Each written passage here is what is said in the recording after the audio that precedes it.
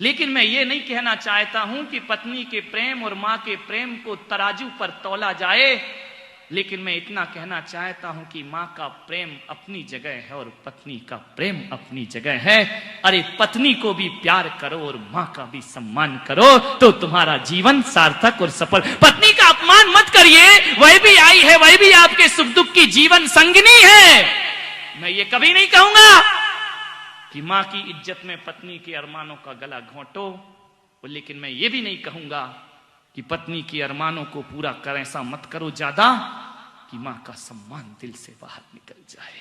ध्यान रखिए, मां है, पत्नी का भी एक अपना त्याग है, ध्यान रखिए। जिसके मां बाप मर जाते हैं उसके जीवन की आधी पुण्याई समाप्त हो जाया करती है, ध्यान रखिए।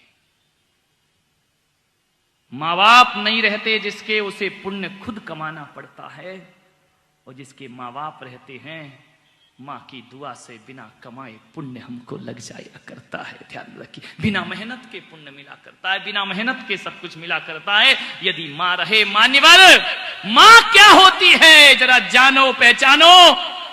मैं 2 दिन से एक प्रसंग सुना रहा हूं आपको। मेरी दादी थी ना ग्रस्त जीवन की, जब मेरे पिता की ग्रस्त परिवार में मौत हो गई तो पुत्र शोक सबसे बड़ा शोक होता है। मात्र शोक पुत्र को हो या ना हो, लेकिन मां को पुत्र शोक। उस दिन से उस मां ने संकल्प कर लिया था कि जिसकी बहू विधवा हो गई मेरे सामने, उसने आजीवन श्रृंगार का त्याग कर दिया था। बहू विधवा हो तो सास श्रृंगार नहीं कर सकती है, और उसने त्याग कर दिया कि आज के बाद मैं गद्दों पर नहीं सोऊंगी, और आज के बाद मैं जब भी सोऊंगी तो चटाई पर सोऊंगी, ध्यान रखना। और जब बहू की मांग देखती थी उजड़ी हुई तो सास ने नियम ले लिया कि मैं भी नाई बुलाकर अपने बाल कटवा लिए। यदि बहू की मांग में सिंदूर नहीं तो मेरे सिर में बालों की भी कोई जरूरत नहीं हुआ। ऐसा आदर्श, ऐसा जीवन।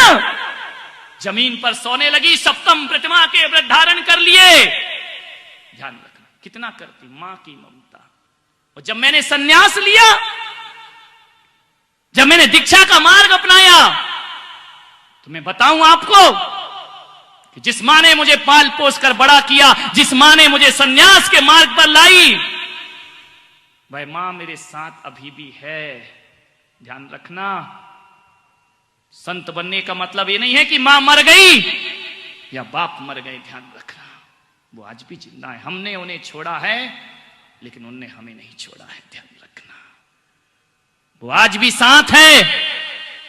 और मालूम है, उसने एक संकल्प ले लिया है कि जिसका बेटा नग्न वदन रहता हो और मैं रंगीन कपड़े पहनूं, उसने रंगीन वस्त्रों का त्याग करके श्वेत वस्त्र धारण कर लिए। वह भी सन्यासी का जोगा चोला उन्होंने धारण कर लिया। वह भी बैरागन हो गई, और एक भावना है उनकी कि मैं तुम्हें छोड़कर नहीं जाऊंगी, क्योंकि मुझे मालूम है यदि मैं घर चली गई और मेरे प्राण निकल गए तो मेरा जीना बेकार है। मैं भगवान को क्या मुंह दिखाऊंगी कि बेटा सन्यासी था और तूने दीक्षा नहीं ली। उन्होंने मुझसे कहा कि महाराज, मैंने तुम्हें जन्म दिया है, इतना चाहती हूं कि मैंने तुम्हें जन्म दिया है, संसार में लाई हूं, और जब मैं संसार से विदा हूं तो तुम मुझे नमोकार सुना देना, मेरा जीवन सार्थक कर देना। आज भी उस घर में कलह नहीं है, विवाद नहीं है, ध्यान रखना। शांति से वह परिवार जीता है। आपसे निवेदन है मेरा कि मां के ऋणों से मुक्ति जिंदगी। मां के इतने उपकार हैं हमारे ऊपर कि हमारी चमड़ी की जूतियां भी बनाकर पहनाओ तो मां के ऋण से हम मुक्त नहीं हो सकते हैं जीवन में। एक बेटा था, पढ़ लिख करके बड़ा आदमी बन गया, डॉक्टर बना दिया मां ने, गहने बेच दिए, सब कुछ उसे दे दिया, लेकिन उस बेटे को बचपन से ही अपनी मां से नफरत थी। वो कहता था कि मां, तू जहां जाती है मेरी बेइज्जती होती है,